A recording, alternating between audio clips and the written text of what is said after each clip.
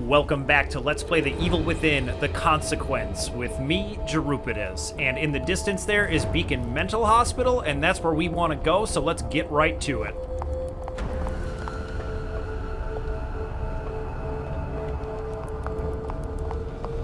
I always did love these sections with the crumbling city. I think they're just great.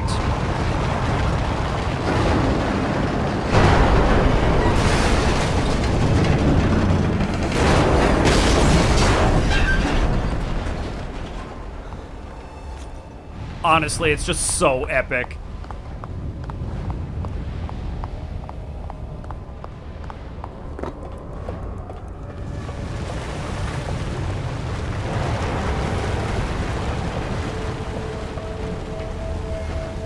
Yep, and down goes the way back.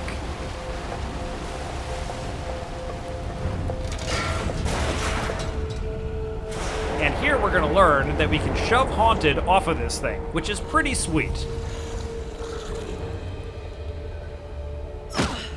It's just a way of giving Kidman kind of sneak kills. Well, he's not coming back. But it's really fun to do. Now, before we head into this next section, we're going to want to grab this tape right over here, so let's give it a listen. Rubin's experimentation has demanded more and more subjects, and sad to say, they're suffering as much as, if not more than, his previous patients. Fortunately, Beacon and the city offer no shortage of expendable subjects. I should feel guiltier than I do, but my Hippocratic oath was abandoned long ago. The scientific and medical potential of the work is too great to be denied. Mobius has also offered me a respectable amount of compensation. Promoting me to director at Beacon is not something to be taken lightly. First, however, they want me to have a reputation, publishing studies in various journals. Repurposing some of Rubin's research towards patient evaluation seems viable. I doubt he will even notice. Oh, but he will notice. And Jimenez is thinking that the ends justify the means, and for this they absolutely do not. The means are awful, and frankly, the ends are awful as well.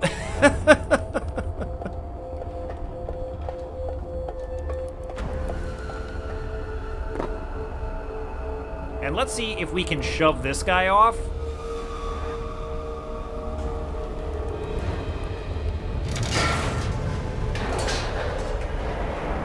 So we're gonna have to go around.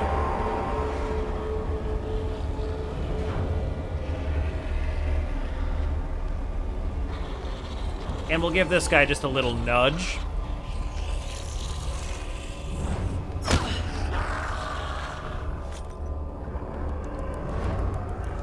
And I do have an axe on me. If I didn't, there is one right through this little hidey hole here. And that also serves as a way to reset the enemies just in case you mess up. You just run for that and they will reset. But I'm going to see if I can hang on to my axe and just push this guy off. We're going to have to patiently wait for him to patrol this way, and then he will patrol back the other way and we'll give him a push.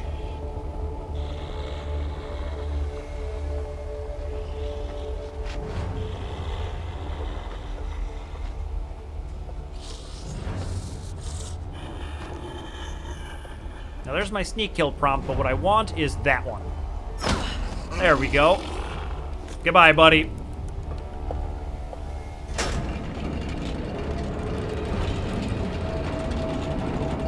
And now we can flip this switch and the way forward will be clear.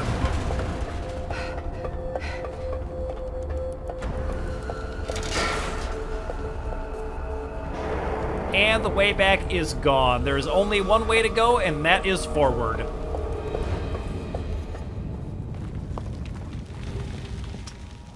Beacon is close. Can't stop now. Oh, we're not stopping. Let's keep going.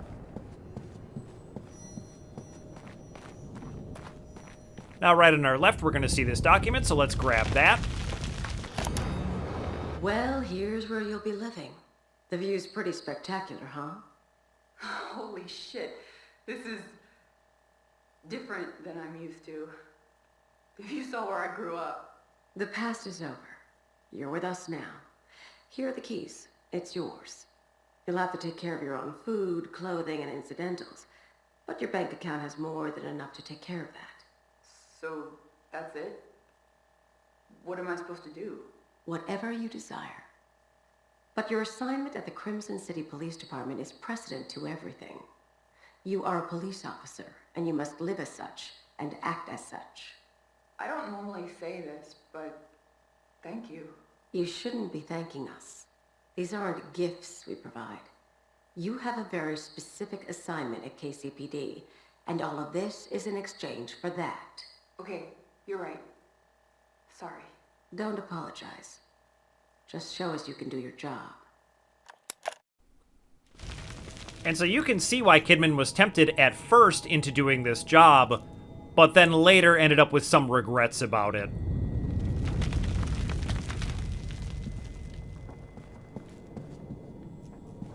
And we just have a couple of things to find in here, and then we're all done with collectibles. The first of which is going to be in this vending machine. If we hit that, a record will come out. So let's go ahead and grab that. And then to my left is going to be our safe. And it's the light up all the lights puzzle, as usual.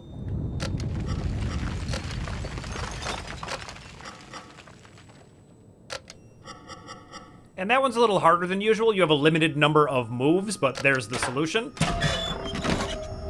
I don't know if that's the only solution. There may be others, but it's the one that I know, and we get our 4th letter scrap. And now, one last thing I want to do in here is show you an unbelievable Easter egg. So check out this poster back here. If we go ahead and hit the vending machine 15 times, that poster is going to fall off the wall. So let's go ahead and do that.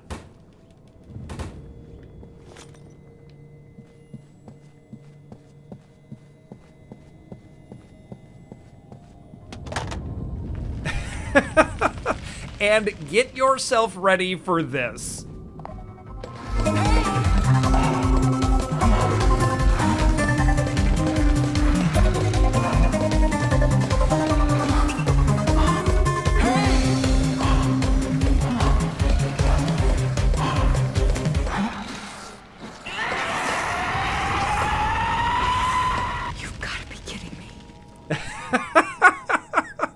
That might be my favorite Easter egg in any game ever. It's just amazing.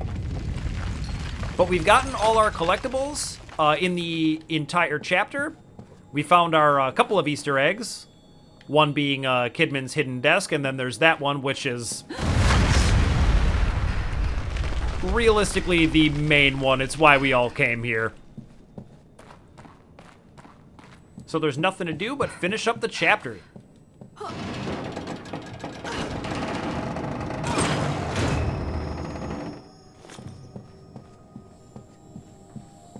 You said I shouldn't be, but I am thankful.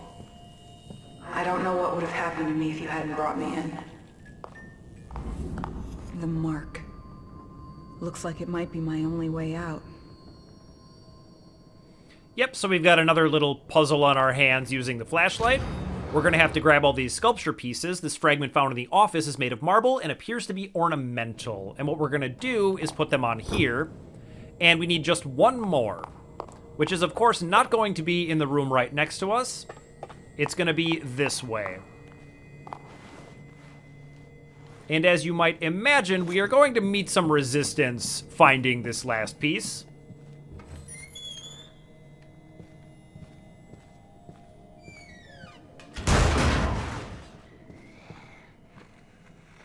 But fortunately, I still have that axe on me from earlier.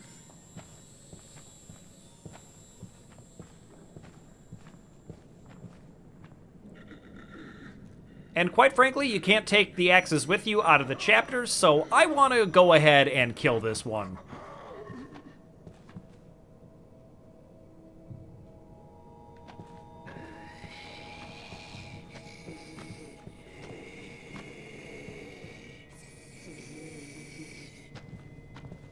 Will I get there in time? Nope.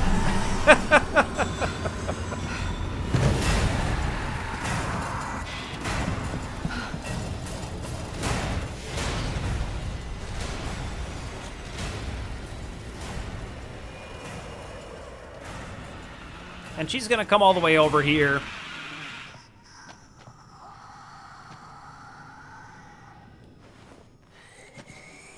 But maybe I can catch her before she patrols all the way back. Yep.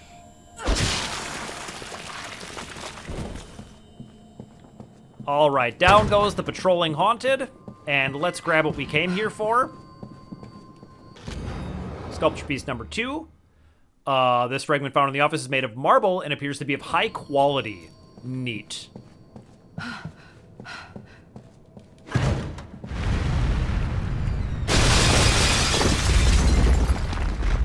And this building is coming down, so we want to move it.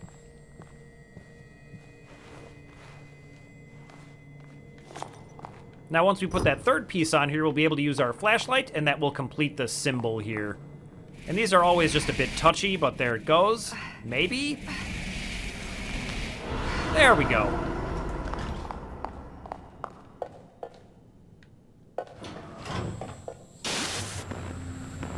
This is your last chance to prove yourself to us, kid.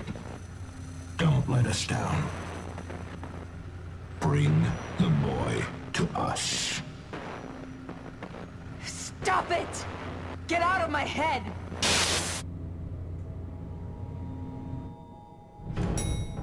Well, that was easy. Maybe she should have told him to get out of her head sooner.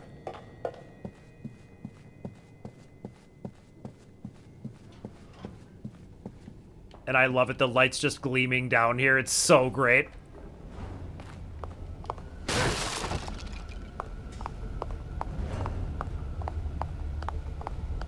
And up ahead, we got a little kitty friend, but we're not gonna need the cat's help. But I think this section is really ingenious. This is going to reuse the part where Sebastian did the sort of hanging cart ride. But we're gonna be off on the sides. Sebastian. And Joseph, too. I dragged you into this. What have I done? And she is definitely starting to feel some regrets, but I just want to point out how well Sebastian handled that part. I did not handle that part nearly that well when I was Sebastian. I'm a dude, and that Sebastian is a man. Anyway.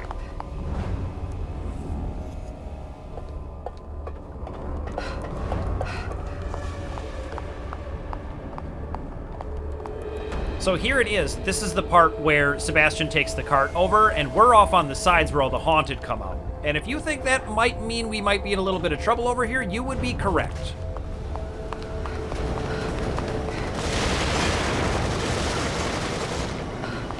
But fortunately, we can just kind of run for it.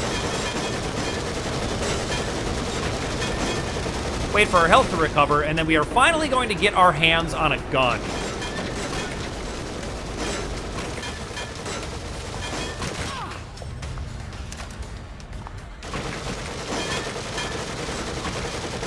And let's go ahead and equip it.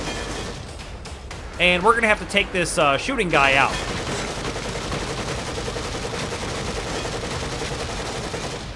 But he very conveniently is right next to a barrel, so that won't be any problem at all.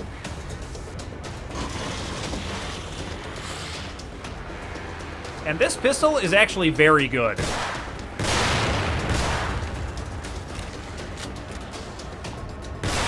It's got a nice pop to it, and it does a great deal of damage. And they really don't want you to run out of bullets for this part. They give you just a whole bunch of them.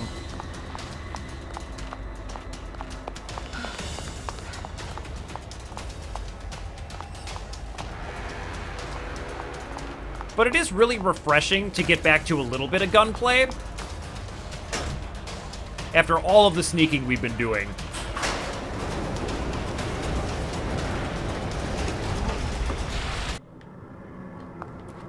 And of course, as soon as we pull that switch, we're going to get swarmed a little bit once we complete the bridge. So let's get out here and deal with it.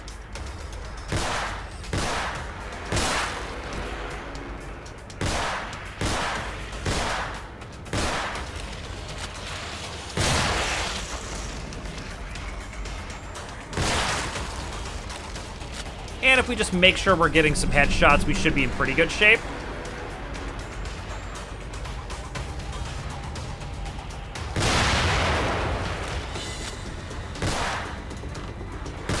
That one is fast. Look at him go.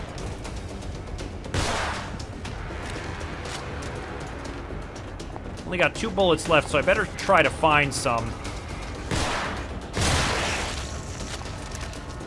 There were a few left in here.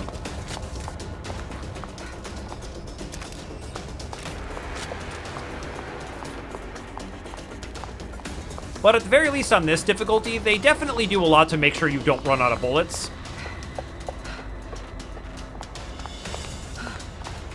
I think it's just supposed to be kind of fun.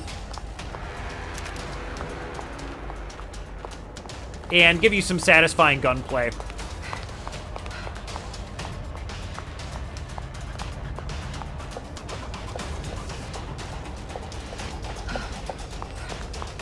It just feels really, really nice to not be totally helpless and unarmed, you know? And what could that up ahead be?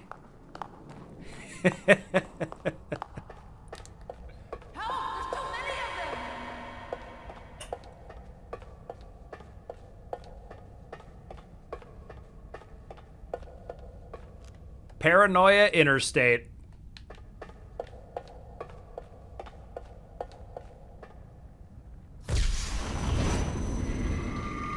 Shit!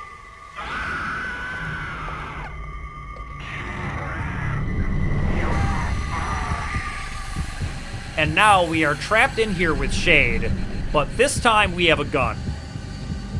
So what you've got to do for this part is shoot Shade in the spotlight 3 times. But you need to do it without Shade seeing you, because if Shade shines the light on you, you get slowed down and you can't shoot.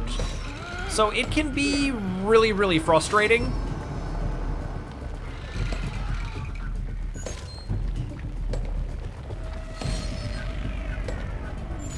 Small mistakes can mean you just die.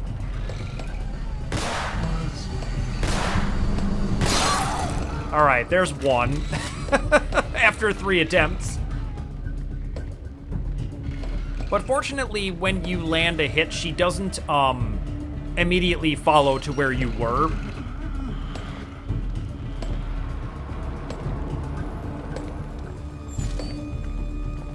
But I think I need to wait for her to shine the light again. At least I always do. I'm not 100% sure of that, but I don't think you can just kind of cheese it and get 3 headshots in a row.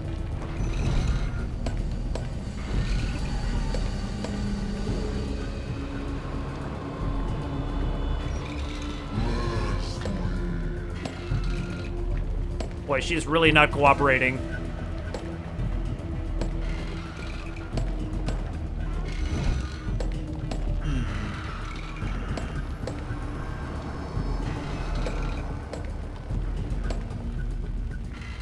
This looks like a pretty good opportunity.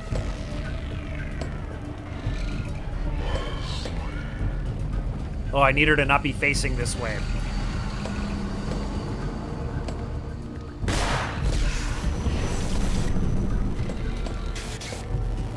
I'm not running this time. Okay, I kind of can't believe I didn't get caught immediately there, but that's good.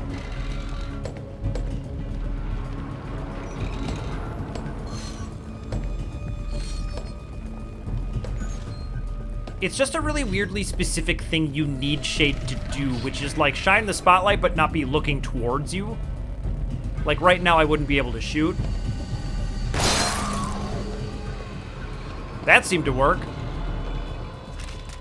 Just one more and we're done.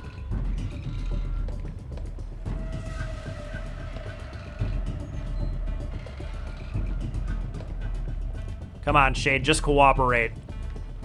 We're so close.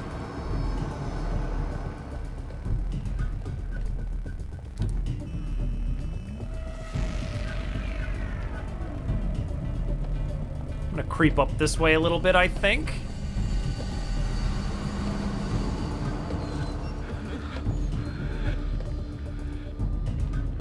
I think I almost got spotted there.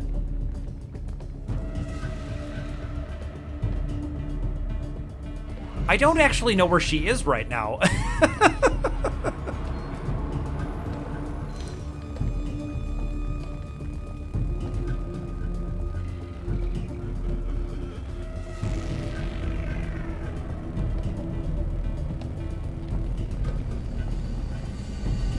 Shade, where did you go?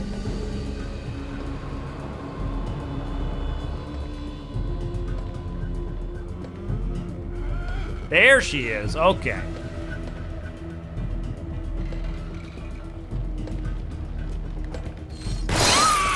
That'll do it.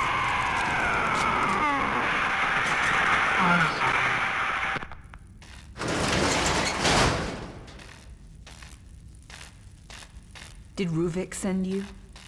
Well, I hope he gets the message. Oh, that felt good to do on the first try. And for good measure, go ahead and stomp her spotlight. That's enough out of you, Shade. Now, before I leave, I did think I saw some bullets in here, which I think I want to try to grab. Yeah, there they are. Let's go ahead and take those with us, shall we? And let's get out of here. Kidman, are you in there? Sebastian?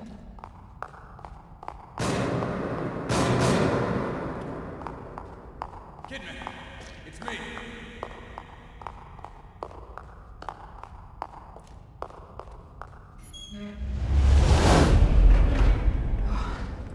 If you hadn't come along. Save it for later. There are probably more of them around.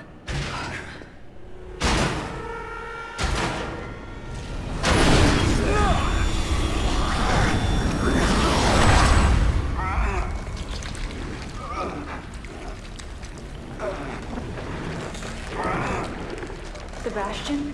What is... Stay back. She's my responsibility.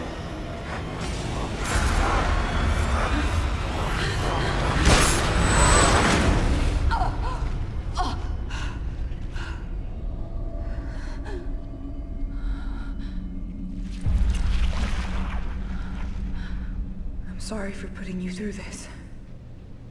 I don't want to hurt you any more than I already have.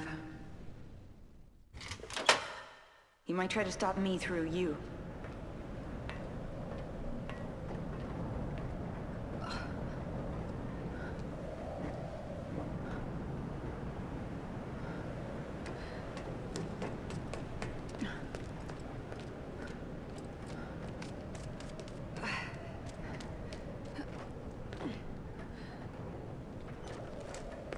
A little hasty with that gun, kid. What is it you plan on doing? What I have to do. No! You do what we say. You will come back with that boy, or you will disappear.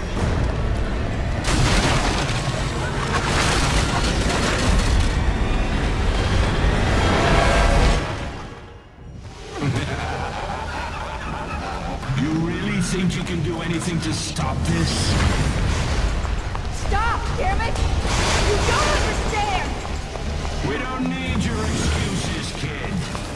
And now we gotta run from the grabby hands again. You run because you're weak. You're afraid of us. Whoa, what the fuck is that? And that is Heresy's legs. The giant spider. Joseph. Can't be. This thing gonna run? Only one way to find out. Shit! What are you doing? Answer me.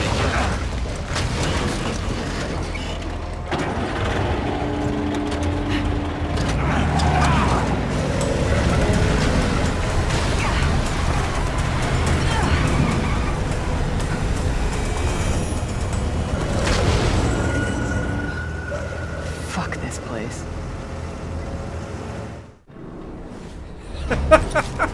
And that's such a great final line. Fuck this place, she says. And I think it's really awesome that they fill in the scene where Kidman shoots Sebastian, when Sebastian begins to turn, she didn't actually shoot him. She shot a Ruvik apparition behind him, which sort of cured him from turning.